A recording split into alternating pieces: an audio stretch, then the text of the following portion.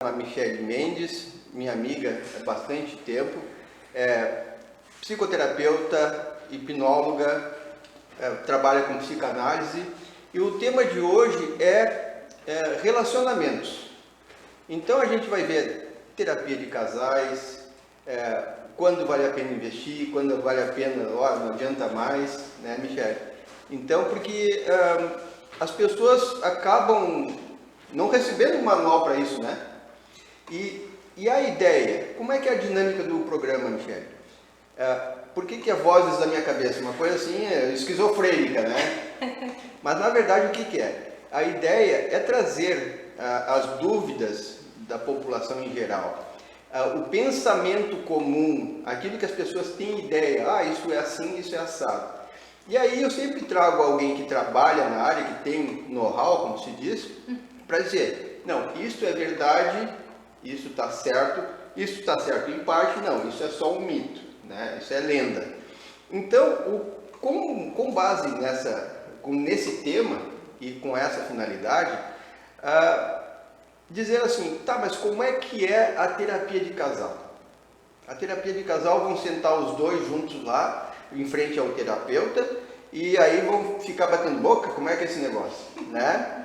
Então, eu vejo que é assim, uma dúvida que as pessoas têm receio de procurar o terapeuta, porque, por exemplo, eu vou contar os meus problemas com ela e depois tu vai contar tudo para ela, né? Então, com essa sinopse, vamos dizer, eu te faço muito bem-vinda, obrigado por aceitar o convite. E aí tu já pode nos dizer o que tu tem dessas coisas, assim, o que é verdade, o que é mito. Bom, muito obrigada pelo convite, Jordana, é um prazer estar aqui, principalmente representando, né, muito a questão da terapia, é um tema que hoje ainda é uma dificuldade, né, para a comunidade aceitar, porque nós temos ainda um tabu muito forte que terapia é para quem está doente, para quem está louco, né? E, no entanto, eu sempre digo e repito que a gente faz terapia por conta das pessoas que estão em torno da gente que não fazem terapia. Então, o equilíbrio emocional, ele é necessário. Nos tempos, então, atuais, hoje, com tudo que a gente vem vivendo, né, com todas essas crises que a gente também está tendo aí a vivência no dia a dia, tantas dificuldades, então a gente vê a necessidade real de se ter e se manter dentro de um cronograma terapêutico. É muito importante. E o relacionamento amoroso, onde entra isso, né?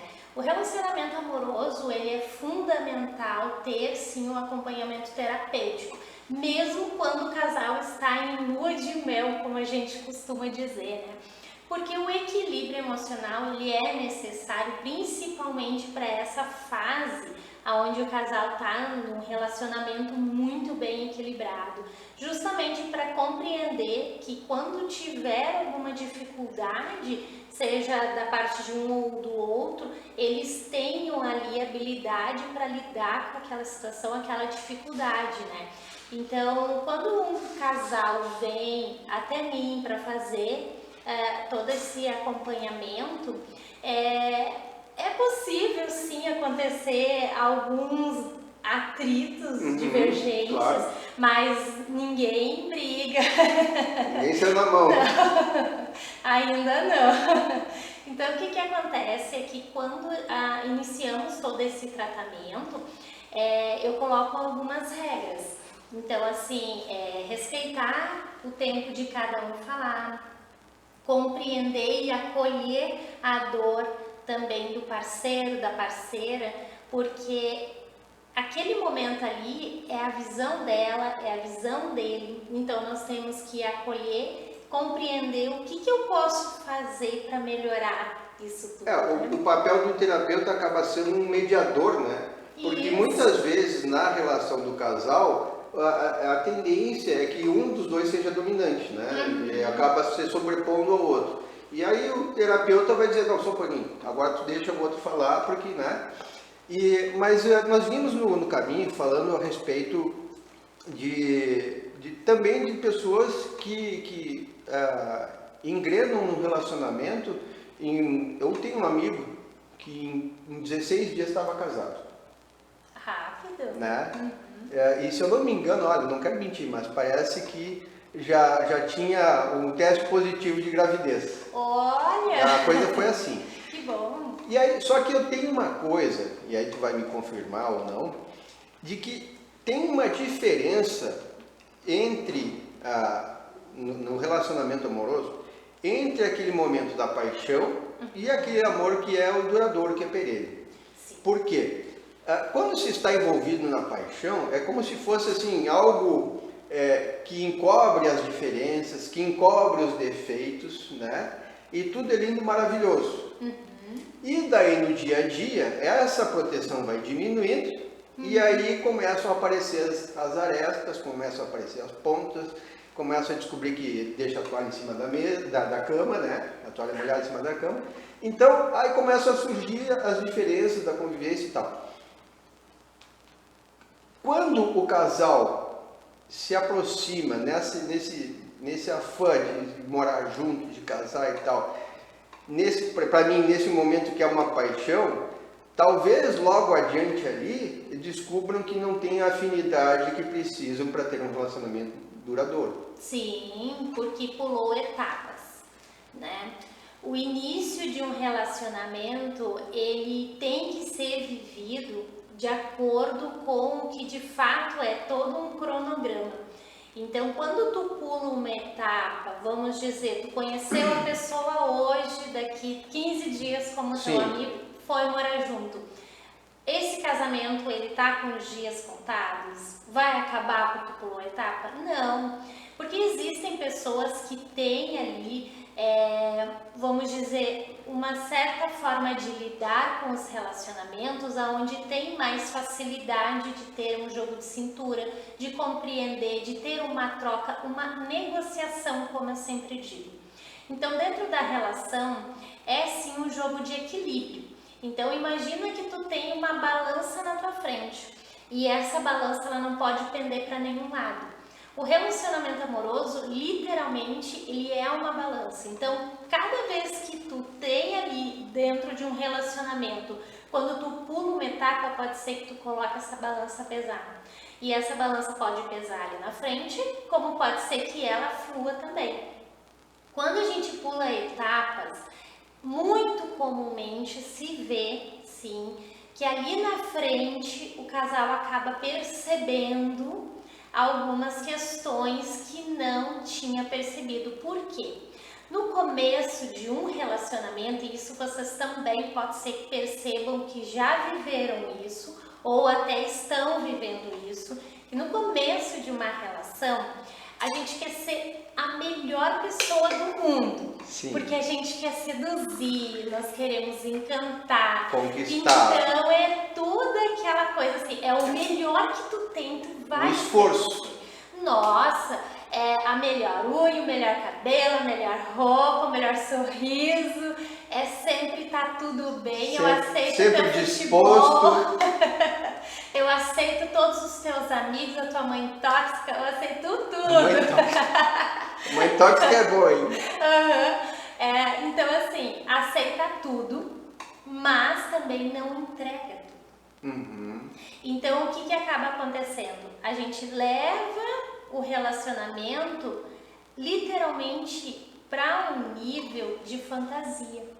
Sim. Então nesse início acaba que a gente adota uma persona, entre aspas falando, claro, aonde eu vou fantasiar a melhor Michele da vida, o melhor Pedrinho da vida, para que esse relacionamento dê certo e ele seja o meu príncipe encantado. Normalmente é isso.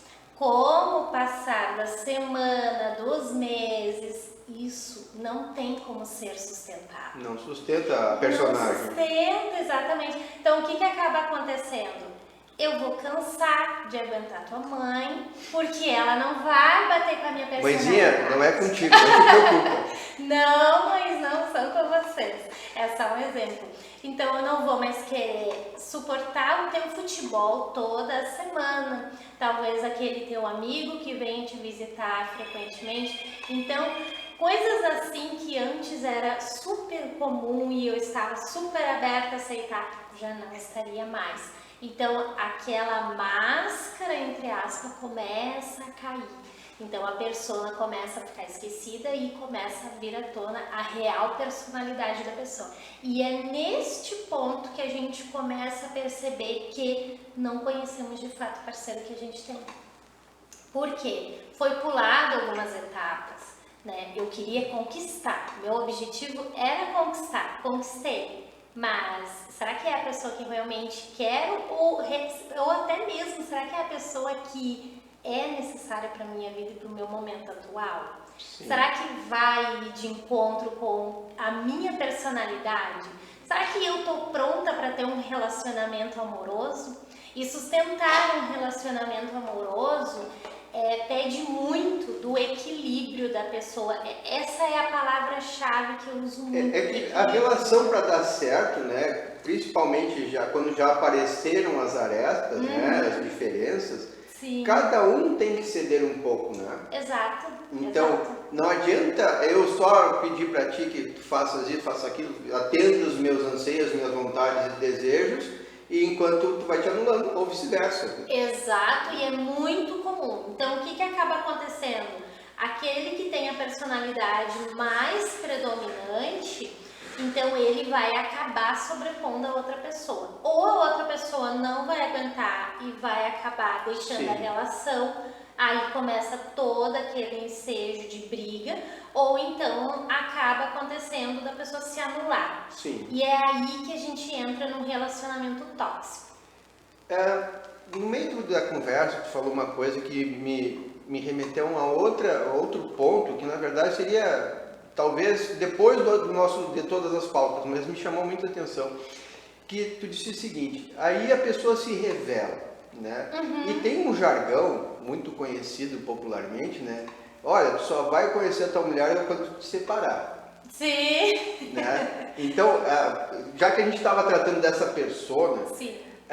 Será que existe essa possibilidade de uma pessoa manter talvez não aquela primeira da paixão, Uhum. né? Mas durante o relacionamento se manteve num esforço para atender ou para estar submisso de repente, e aí quando se separa, e muitas das separações, a grande maioria é traumática, é dolorosa e tal, e aí a pessoa ferida não é que vai cair a máscara, não, é que agora tu vai conhecer o lado talvez mais, vamos dizer assim, maléfico daquela pessoa, porque ferida quer te dar o troco, quer te ofender, quer te desgastar, quer te matar, se for o caso, né? Mas então, assim, não é porque se estava num personagem, não, tu estás conhecendo agora um outro lado, uma outra face daquela pessoa que está agindo diante de uma dor.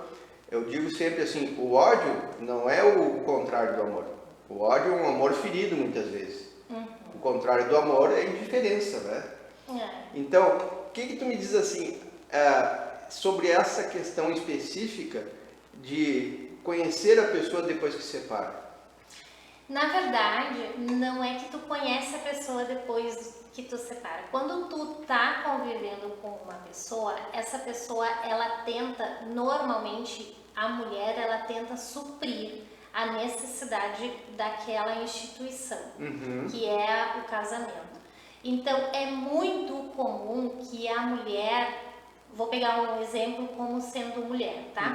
É muito comum que a mulher acabe se posicionando de uma forma, se colocando mais submissa dentro da relação. Sim. Então, é comum que ela acabe sucumbindo muitos sentimentos, dores, mágoas no decorrer de todo esse período da relação.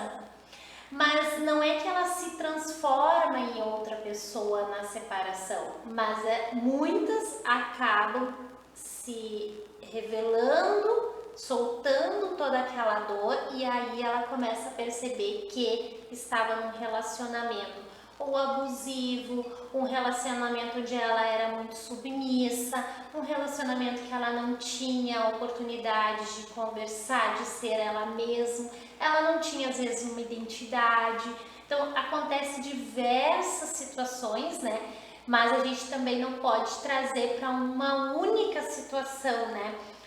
Por exemplo, ela se revelou. Na verdade, depende muito do contexto, mas de forma alguma a pessoa consegue manter aquela persona, não exatamente aquela da paixão inicial, mas vamos dizer, uma segunda persona no decorrer, não, ela não consegue manter aquilo, tá? Porque isso é trabalhoso. Claro. É trabalhoso.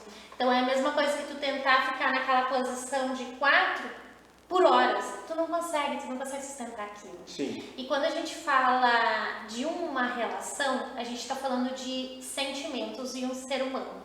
Então, o ser humano, ele vai ter fatores externos também que vão contribuir com isso. Então, aí que está o ponto, né? Quanto desses fatores externos influenciaram dentro dessa relação, ou até pessoas, né, também, né? Tem uma questão que eu conversei com uma psiquiatra e ela relatou o seguinte: olha, a respeito disso também acontece de que não é que a pessoa mostrou um outro lado, uma outra face. Na verdade, com o afastamento do casal, com o término da relação, traumática ou não, aquela pessoa que eu idealizava lá, que eu projetava lá, que eu via, que eu projetei nela, na verdade era eu que projetava, não era ela. Também, né? também. E aí com esse afastamento, eu começo a ver aquela pessoa de fato como ela é, sem aquela pessoa que eu idealizei. E aí também tem essa ruptura do que eu imaginava que era, daquilo que eu enxergava, do que eu estou vendo hoje. Também. Porque o que acaba acontecendo? Como a mulher, ela, seguindo o meu exemplo, tá? Como a mulher, ela acaba se colocando num papel submisso, então acaba que tu vê aquilo que ela quer mostrar. Sim. E não necessariamente aquilo que tu projetou também. Sim. Então, assim, para que isso seja 100%, dentro dessa teoria, seja 100%, a pessoa, então, não teria que ter personalidade. Porque, de alguma forma, iria bater com aquela projeção, entende? Mas, dentro de um relacionamento, existe a possibilidade, sim, de fatores externos ir, sim, moldando a personalidade dessa pessoa.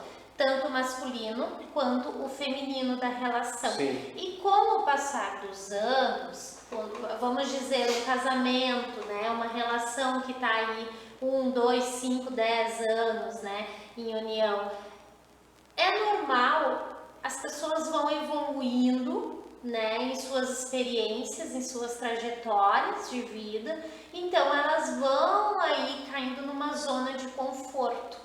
Então, a gente vê, é comum enxergar num casamento, por exemplo, o marido chamar a mulher de mãe, ou mãe, sim. ou pai. Então acaba que ela não é mais a mulher e o marido. Ela acaba sendo a mãe e ele é o pai. E isso também dá espaço, né? Já que eu tenho em casa, em vez de esposa, em vez de uma namorada, tenho a minha mãe, eu ia procurar fora a minha namorada, né? Exato, exato. Abre muita possibilidade para isso. Abre muito, porque ela acabou perdendo, entre aspas, a posição dela. Sim. Né? Então, o cargo dela está disponível? Ou o que acontece? Ela é minha mãe, eu tenho 2 mães, então? Claro. Então, acaba se confundindo muito ali os papéis dentro de casa, né? Então, quem acaba sofrendo com isso? Os filhos. Sim. Os filhos. Né, que também acabam tendo ali toda uma confusão emocional dentro daquilo ali, né, então acaba sendo difícil conciliar. Como tratar um casal, seja por recuperar o casamento ou se for no caso do término, está resolvido o término, daí a minha pergunta não cabe. Porque eu estou perguntando o seguinte: como tratar o relacionamento do casal onde só uma das partes está buscando o tratamento? É possível? Porque, vamos dizer assim, normalmente, eu posso dizer por mim, o homem é mais resistente a aceitar ajuda, a aceitar opinião, a aceitar tratamentos, a mexer nas suas coisas, né, nos seus entendimentos, na sua postura. E normalmente o que eu tenho visto é que a mulher busca a terapia para tentar manter a relação. Se for pelo término, bom, aí vai tratar a recuperação da mulher, da autoestima e outras coisas, né? Autossuficiência e tal. Mas como é que é possível que se faça a tentativa de recuperar o casal, onde só uma das partes, não necessariamente o homem ou a mulher, mas só uma das partes busca essa reconciliação através da terapia? Já aconteceu, tá? Já aconteceu alguns casos assim.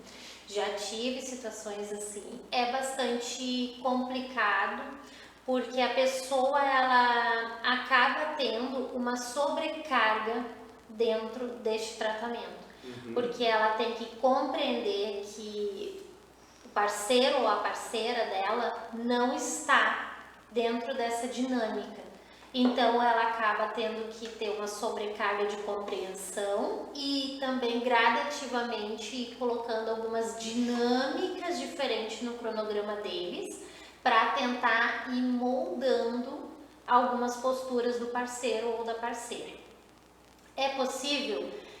Olha, eu vou te dizer assim, ó, um tratamento de fato se dá pelo casal disposto e muitas vezes o casal procura terapia porque a mulher diz que vai terminar ou porque o homem diz que vai terminar. Então daí o casal vai ali, mas na verdade genuinamente não estão dispostos a seguir aquele tratamento, então estão meio que obrigados.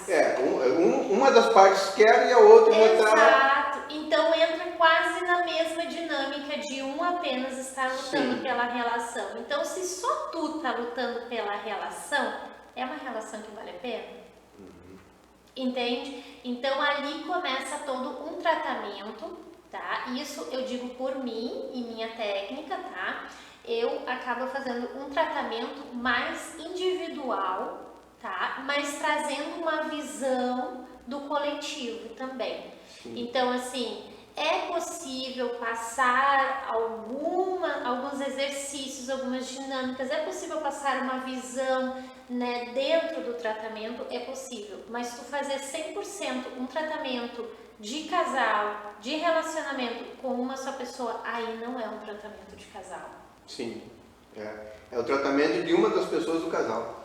Exato, aí o tratamento tem que ser quase dobrado, porque para a pessoa perceber que, como eu disse antes, se só tu tá lutando por essa relação, ainda é uma relação? Exato. Né? E me diz uma coisa, tu já tivesse algum contato onde, mesmo que os dois estando dispostos, mas porque as diferenças são intransponíveis, ocorre olha, não adianta, tem que separar, ainda que um goste do outro, queira o outro e tal, mas as diferenças chegaram a um ponto que não conseguem conviver, e daí é a forma como eu vejo das relações terminarem da maneira civilizada, vamos dizer assim, né? Onde, olha, a gente se quer bem, gostaria de estar junto, mas as diferenças não permitem. Já teve experiência assim? Já, também já tive. E aconselhou pelo rompimento. Na verdade, o que acaba acontecendo? Eu não aconselho. Sim. Né? Eu conduzo todo o tratamento, tá? Todo o cronograma que é feito de forma personalizada, conforme cada situação, tá? Porque ninguém é igual a ninguém. Então, dentro dessa dinâmica, sim, já teve casos onde o casal me procurou para fazer o tratamento, né? Fez o tratamento e, dado o momento, ambos perceberam que juntos estavam sendo tóxicos um para o outro e que eles não tinham condições neste momento de continuar juntos. Então, sim, optaram por se separar e continuaram a fazer outros tratamentos como casal ainda comigo. Então, ou seja, continuaram o tratamento como casal, mas estando separados. Por que isso? Tu vai me perguntar, né? Eu já vou te dizer. Por quê? Mesmo quando um relacionamento termina e termina de uma forma pacífica, terminou por algum motivo. Sim. Então, para que tu não carregue uma mágoa da pessoa e a pessoa de ti, sim, é necessário fazer uma terapia para ressignificar todo esse sentimento. E também, principalmente, quando o relacionamento ele já vem mais de 1 ano, 2, 5, 10, né? Que daí já tem ali uma convivência muito íntima, muito próxima, às vezes já virou até um casamento mesmo, né? Então, assim, é necessário até para que eles consigam se preparar para novas relações e não carregar toda aquela bagagem. Essa carga, né? E exatamente isso que eu ia te perguntar, assim, tem vamos dizer assim, como dizer assim, a média, um tempo mínimo para que a pessoa esteja desintoxicada do relacionamento anterior para iniciar um novo relacionamento, porque a gente vê assim, né? Acho que foi em algum filme, algum programa de humor até, né? Que a pessoa vai para um encontro, né? Marcou um encontro lá para se conhecer e tal, e aí fica só falando do ex no encontro. Né? Porque isso, porque aquilo, porque fez aquilo. Parece um pouquinho. Né? Encontrei contigo com esse. Vocês estão os dois aqui comigo, é isso, né? Então, isso é de pessoa para pessoa, isso teria assim um prazo, pelo menos assim, aconselhável que antes de ter um relacionamento mais sério, se der um prazo, como é que é isso? Assim? Não tem um prazo, tá? Porque nós estamos falando de ser humano. Ser Sim. humano, cada um tem o seu tempo e o seu ritmo. Então, é comum que dure aí, vamos dizer, em torno de 6 meses a 1 ano para a pessoa conseguir ressignificar, tá? Mas, de novo, cada um tem o seu tempo e o seu ritmo. Então, não tem como a gente colocar assim, um prazo determinado. Agora, uma coisa muito importante nesse tópico que tu trouxe pra gente é em relação também à pressa que a pessoa tem. Sim. Porque ela chega muitas vezes no consultório e ela quer fazer 3 sessões e ela já se dá alta. Tô curada, já tô conhecendo alguém, esse alguém tá me fazendo super bem, então eu não quero mais continuar o tratamento. Então ela acaba não voltando mais ou não dando sequência em todo o cronograma dela. Isso é muito comum, inclusive até eu fiz um post nisso nas minhas redes sociais, comentando sobre isso, né? Logicamente que eu sempre aconselho que, independente da tua vida amorosa ou de qualquer setor da tua vida, a terapia é algo que tem que te acompanhar. Porque tu precisa, em algum momento, externar o que tu pensa, o que tu sente, ou simplesmente olhar para alguém e respirar fundo, muito forte, para liberar toda essa carga. Porque tu convive com muitas pessoas, tu convive sobre muita tensão e na maioria das vezes hoje, em um momento onde a gente vive que a ansiedade toma conta de uma forma tão drástica das pessoas, que às vezes tu não quer compartilhar com o teu marido, com o teu irmão, com o teu filho. Então, até para não sobrecarregar e acabar gerando um atrito. Então, eu sempre digo, a terapia é necessária, não tem um tempo determinado para haver essa superação e nem ressignificar esses sentimentos, tá? Mas uma técnica que eu utilizo muito, que ajuda a diminuir o prazo, é a hipnose. A hipnose, ela é sensacional. Então, assim, vamos pegar um exemplo. Então, talvez uma sessão de um tratamento para que tu possa ressignificar X trauma iria ter de 1 ano, com a hipnose a gente consegue meio ano. Às vezes, dependendo da situação e dependendo do trauma, até menos. Sim. É possível. A gente já fala até em parar de fumar em 3, 6 sessões, então é comum isso acontecer. Tu imagina, tu largar o teu vício em 3 ou 6 sessões, é sensacional, né? Então deixa eu te dizer, né? Ano passado eu trabalhei o ano inteiro com a hipnose clínica só com tabagistas. Olha, um exemplo. E detalhe, todos tratamentos online. Eu trabalhei somente para Rio, São Paulo e Minas Gerais. E aí tive que inclusive reduzir os meus horários porque estava assim, das 8 da manhã às 10 da noite. Nossa, bem puxado. Puxado.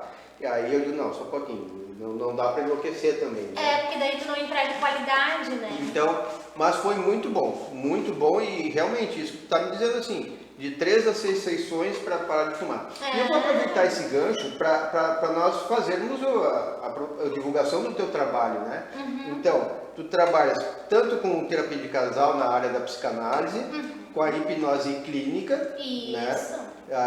E a hipnose clínica a gente atende, no programa passado eu contei para um amigo meu entrevistado, que só em questão de fobias, a gente tem, até onde eu sei, 440 fobias catalogadas. Só de fobia.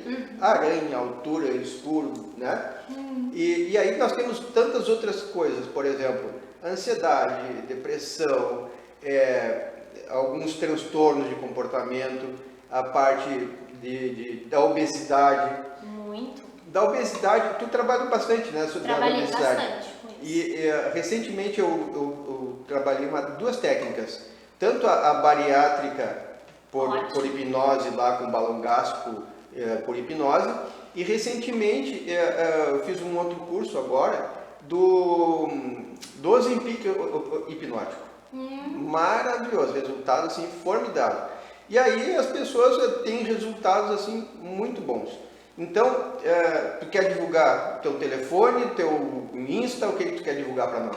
Eu vou deixar o meu Instagram, tá? Já tem uma fila de espera, então caso vocês tenham interesse em fazer terapia individual ou de casal e até mesmo fazer algum tratamento através da hipnose para tabagismo, emagrecimento, é sensacional, o resultado é muito bom, diminui o tempo de tratamento sim, mas lembrando que é um tratamento, não é mágica, não é milagre, exige sim um compromisso muito grande de vocês e um comportamento também externo do tratamento muito importante. Então não adianta fazer o tratamento comer besteira o tempo inteiro, né? Então tem todo um cronograma que é feito de forma personalizada. Já comento antes porque a procura por hipnose para emagrecer é muito alta. Eu trabalhei e é uma das coisas mais difíceis, né? É difícil. Porque tem que trabalhar muitas coisas, né? Porque o que acontece? Pelo menos pelo que eu estudei, a boa parte, 90% dos distúrbios alimentares tem fundo emocional. Isso, exatamente. E aí tu tem que ir lá no problema emocional da pessoa que programou a vida inteira que para passar a dor, para passar a tristeza, tem que comer doce. Isso. Né? Então a gente acaba comendo os problemas, não sabe por quê? Um exemplo clássico disso é quando a gente criança, tá? E nossos pais falavam assim, ó, come tudo senão tu não vai brincar. Come tudo, senão tu não ganha sobremesa. E bota aquele prato assim, ó, gigante na nossa frente. Mas eu digo, eu começo antes. Aí o bebê chora, tu dá chupeta. Doce. Continua a chupeta, dá o docinho, dá o mel, crescer um pouquinho, dá uma bala. Depois é um chocolate. Aí eu picolé. Então, toda vez que eu tiver que consolar minha dor, meu sofrimento, é o doce com gordura normalmente. Né? É o doce com gordura, desde cedo. É exatamente isso. E aí tá dor de amor, como é que tu cura? Aí tu vê, pizza. Aí tu vê aquele clichê da menina lá assistindo a TV chorando com sorvete. Com sorvete. Com sorvete, ele me deixou, me abandonou sorvete na tela. É exatamente isso. E outra coisa que eu recebo bastante procura, até por curiosidade, as pessoas querem fazer a terapia de regressão a vidas passadas. Sim. Né?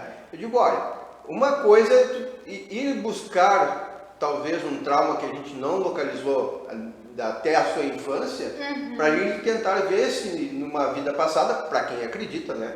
Tem pessoas que não acreditam e não vou doutrinar ninguém para que acredite nisso ou naquilo. Livre-arbítrio. Né? E cada um segue a sua doutrina.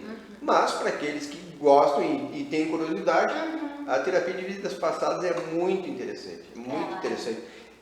A primeira vez que eu me submeti a uma hipnose de regressão, eu descobri por que eu tinha ou pelo menos, né, descobri por que eu tinha uma dor no ombro, que lá, não sei quando, eu caí do cavalo e esse meu braço tinha ficado seco. E aí, quando eu vi aquilo ali, simplesmente a dor do ombro sumiu. Então, a questão da hipnose assim, é uma coisa maravilhosa, tem resultados formidáveis, né? E eu sou apaixonado por essa parte. Então, teu Insta mais uma vez para o pessoal. Psicanalista Michele, com 2 L's e um I, Mendes, tudo junto. Psicanalista Michele Mendes, tudo junto. E o meu, Iber Giordano, bem fácil de achar lá no Face, no Instagram e no Face também. E pode chamar lá no direct que a gente agenda as consultas e os tratamentos. Voltando. Na parte do relacionamento, até onde que a gente vai dizer quem é o dominante, quem é mais agressivo, o agressor talvez, o abusador, e quem é mais vítima? Muitas vezes chega só uma das partes para consulta, né? E será que isso, eu ouvindo só uma das versões, será que é toda a história? Não. Porque a gente também tem a questão do narcisista, tá? Então, o narcisista, ele gosta muito de chamar atenção e ele é capaz de qualquer coisa para chamar atenção. A gente até diz, né, que o narcisista, ele ama a si próprio, quando ama a si próprio, né? Então, assim, tem que ter muito cuidado com diagnósticos, né? Nós, como psicanalistas, né, e como hipnoterapeutas, nós não damos esse tipo de diagnóstico, é muito importante trazer isso para vocês. Eu trabalho em conjunto com psicólogos e com psiquiatras, tá?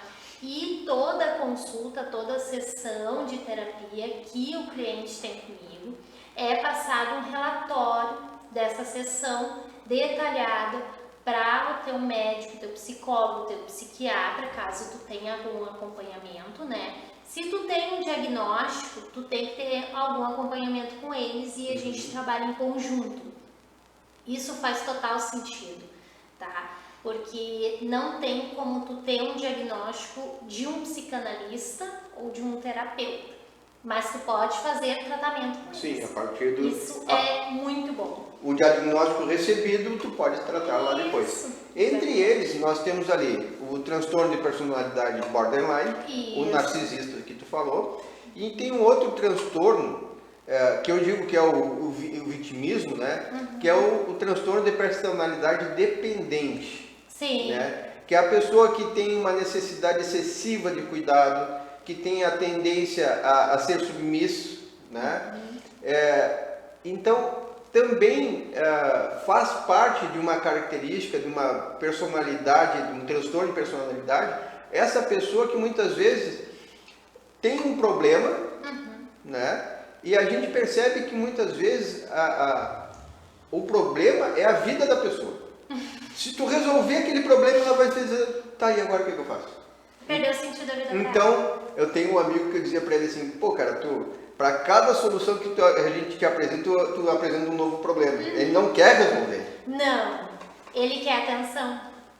Ele quer atenção, ele quer ser o centro das atenções, ele quer poder, cada vez que ele chegar e alguém ter ali algo a dizer para ele sobre aquilo, né, ou sensacionalizar o que ele está passando, né, é uma forma dele ter atenção. Sim. De uma forma, vamos dizer, narcisista, né?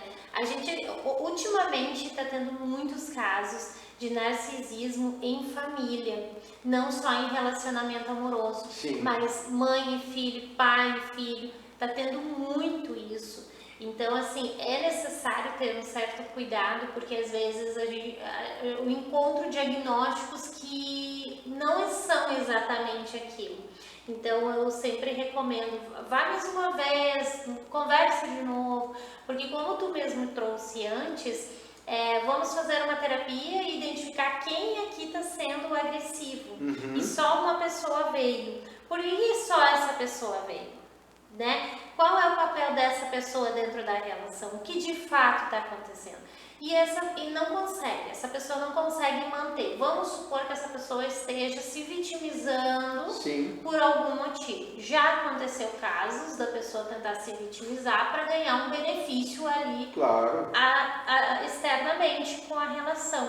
Então, assim, a gente consegue analisar dentro de uma análise comportamental, dentro das sessões de terapia, é fácil chegar a uma determinada conclusão. Então, daí isso tudo é passado também para os médicos que acompanham. Quando não tem outros médicos acompanhando, que só faz a terapia, a psicanálise, então a gente trata isso até um determinado ponto. Quando vejo que é algum estado um pouco mais agressivo, mais grave, ou até que possa colocar ela ou mais alguém em risco, então eu aciono algum profissional para, junto comigo, seguir esse tratamento. Que é muito importante também vocês compreenderem que às vezes a pessoa chega e diz, eu vou fazer tal coisa, será que vai, será que não vai? Quando tu começa a analisar e ver, não, só um pouquinho, tem um certo risco, então a gente vai acionar um profissional. E nessa linha do que tu está dizendo, vem as outras 2 ou 3 questões ali sobre, por exemplo, tem pessoas do comportamento, da personalidade e de algumas práticas que têm tendência ao sadismo, né? ou a quem se submete ao sadismo. Tem ainda o psicopata, né? Que é o sociopata, algumas pessoas gostam de fazer essa diferença, né? E aí a gente vê assim que algumas pessoas exercendo o papel realmente de tirano, né? Sim. Dentro de uma relação, dentro da família, até de uma empresa, né? Não só nessas relações que nós estamos tratando, mas as pessoas que se submetem também têm um papel importante nesse comportamento, né? Porque acabam validando tudo que o outro faz e se anulando muitas vezes. Exato. Então, claro que a gente não vai colocar a culpa do abuso na vítima, mas as pessoas têm que ter a consciência de que é possível pedir para um apoio, pedir um aconselhamento, pedir uma pessoa para nos auxiliar nesse sentido, né? Sim. Hoje meu telefone tá aqui, tá. Em cima da mesa é melhor. Tá mais seguro. Sim e não, porque muitas vezes a pessoa está dentro de uma relação, seja ela profissional ou amorosa ou até familiar, em uma situação assim e não consegue ter percepção disso. Então eu já tive também casos assim, acompanhei também outros de perto de colegas. Então assim, é possível que a pessoa esteja dentro de uma situação e não consiga identificar que ela está nessa situação. E aí tu vai me perguntar, mas o que faz diante desses casos? A gente vai levando, se a pessoa tá em acompanhamento terapêutico, a gente vai levando ela, conduzindo aos poucos, sugerindo para ela muito cuidadosamente e sutilmente, para que ela venha a perceber e identificar. Tu se identifica estando numa situação assim? Se ela não se identifica, tá tudo bem, seguimos um tratamento com ela, mas de forma alguma a gente segue um tratamento naquela posição que ela não se identifica. Então é muito comum a pessoa passar anos assim, ou até uma vida inteira assim. Antigamente nós víamos pessoas passar uma vida inteira nessa situação e não perceber que estava nessa situação. Hoje, atualmente, no século que estamos, as coisas são mais divulgadas, as pessoas falam mais sobre isso. Então, hoje em dia, por exemplo, tu falar que tu tem crise de ansiedade, que tu passa mal e que tu desmaia, é compreensível, né? E até alguns aspectos até também normal. Agora, uns 10 anos atrás, tu dizer isso é inaceitável. A sociedade não aceitava isso. Nós, como profissionais, nós tratávamos isso, conduzia de uma forma muito cuidadosa e silenciosa, porque a sociedade tinha um preconceito com isso. E até nosso, principalmente o gaúcho aqui, né, é uma questão de conservador, muito machista e tal, e preconceitos, né? Eu me lembro que há bastante tempo atrás, mas para a nossa vida não é tanto, que se falava em mulher desquitada. Né? Sim! A mulher deixada, aquilo era né, era um tabu, nossa, não chega perto, né? Ela ficava manchada. Sim. Então, essas coisas assim, que bom que evoluíram, né? Que a gente vê realmente assim uma paridade no tratamento entre homens e mulheres, porque eram coisas absurdas, né? Pagar a conta. Hoje em dia, ainda é discussão. Eu acho assim, que, por exemplo, pagar a conta, né? O homem ser cavalheiro, o homem ser gentil, tomar à frente dessas coisas, eu não vejo como colocar a mulher num segundo plano, ou submeter. Não, eu acho que isso faz parte do papel do par romântico, né? Eu não vejo como algo que vá denegrir a imagem da mulher, que vá diminuir a imagem da mulher, seja pagar a conta ou abrir a porta do carro para entrar. Ou puxar a cadeira para sentar no restaurante. Isso são coisas da etiqueta, são coisas da gentileza, do cavalheirismo. Claro que grande maioria das pessoas não sabe. Eu estando com a esposa, estando com a namorada, estando com a minha filha ou com uma amiga, eu não deixo a mulher do lado de fora da calçada. Eu sempre coloco por dentro, por lado de dentro. Por quê? Porque é uma coisa que eu aprendi, que a mulher é alguém que vai ser protegida. Sim. E os mais antigos dizendo, se está do lado de fora, tu está oferecendo. Tu vê, né? Então são coisas assim que a gente vai aprendendo e que não é uma questão de submissão ou de diminuição. Pelo contrário, é uma questão de cuidado. Mas alguém diz, não, só um pouquinho, eu sou autossuficiente, eu sei me cuidar, não preciso disso. Tudo bem, mas é uma gentileza. Não, muito pelo contrário de querer diminuir ou ofender ou coisa parecida. Eu estou sendo gentil. Ainda se vê uma postura muito forte em relação ao homem dentro de um relacionamento, sobre ele prover aquele relacionamento. E isso tem causado muita procura também pela terapia de casais, porque há uma divergência muito grande.